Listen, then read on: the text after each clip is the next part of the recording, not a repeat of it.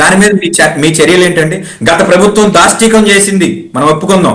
Telugu Desam party కేంద్ర కార్యాలయమే పట్టడం కానివ్వండి, లేకపోతే పట్టాభి గారి మీద ఇంటి మీద దాడి చేయడం కానివ్వండి, ఆ కేసుల్లో ఇప్పుడు చర్యలు తీసుకోవచ్చుగా. మీరు కూడా అదే పని చేస్తారా? అదే పని చేసినందుకు కదా ఆయన 11కి అక్కడ సెటిల్ అయి కూర్చున్నాడు తాడేపల్లిలో. మీరు చెప్పేది అదే కదా, గతంలో రావణ కాష్టం లాగా చేశారు కాబట్టి 11 సీట్లకి ఆయన పరిమితం అయ్యాడు.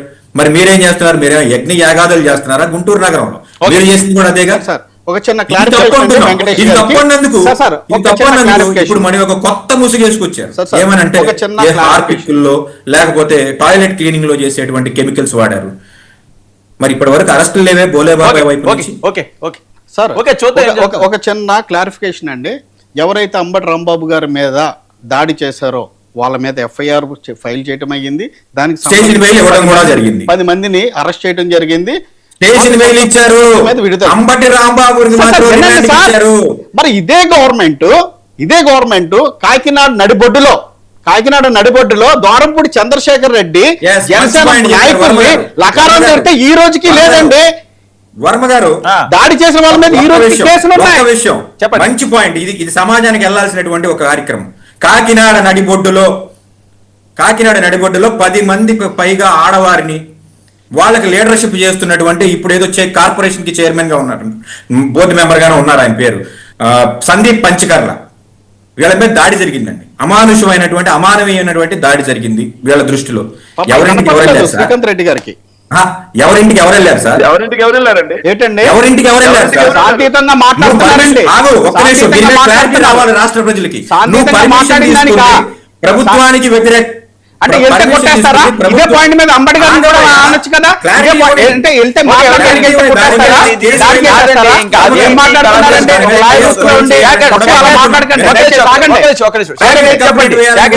ఎవరింటికి వెళ్ళారట? శాఖ ఏంటి? ఇది ఒకసారి వినండి సార్. సుమతి శతకాలు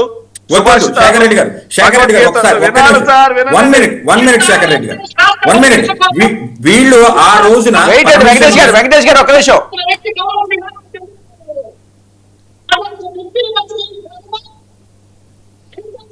అవి అర్థం కావట్లేదు శేఖర్. అర్థం కావట్లేదు శేఖర్.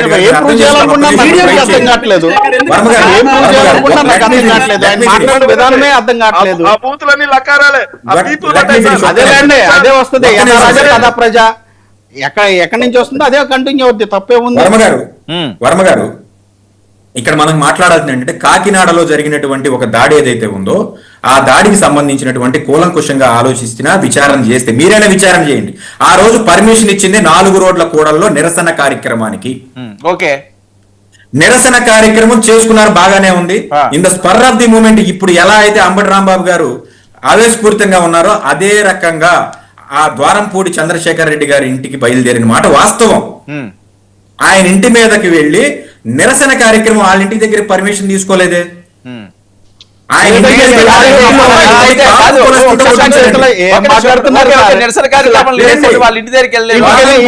చంద్రశేఖర్ రెడ్డి ఉన్నటువంటి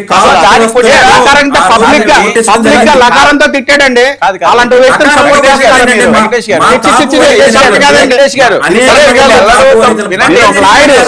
బాధ్యతగా మాట్లాడండి.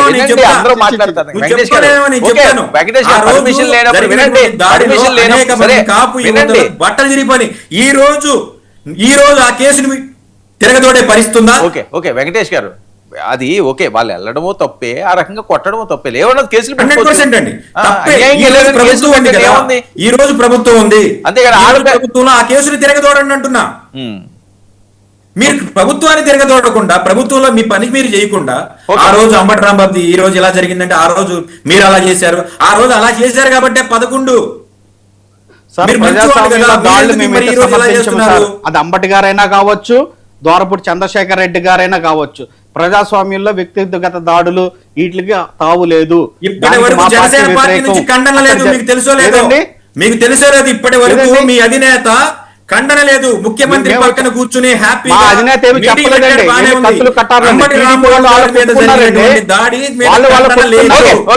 ఎమోషనల్ తో ఓకే వెంకటేష్ గారు, ఇది నెవరెంట్ టాపిక్. దయచేసి ఇదే 99 టీవీ డిబేట్ లో సాహిబ్ గారు తెలుగుదేశం పార్టీ అధికార ప్రతినిధి గారు భక్తుల కూర్చొని మనోభావాలతో కూటమి దయచేసి దాడి, ఆడుకోవద్దు. ఆ ఇది సిట్ కూటమి రిపోర్ట్ దాడి ఏదైనా మేము అదే పెట్టేది చెప్తున్నాం క్లోజ్ సార్. చేయండి.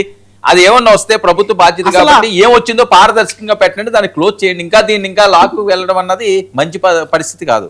అందుకనే కదా సార్ యాక్ట్ సబ్జెక్ట్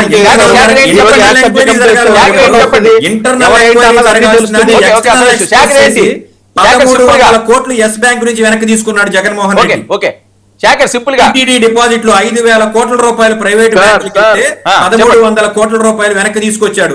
ఈ రోజు చెప్పండి. పూరి జగన్నాథ్ ఒక్క నిమిషం, డబ్బులు 500 కోట్లు ఒక్క నిమిషం అక్కడికి వెంకటేష్ పోతున్నాయి. Okay Shekhar sir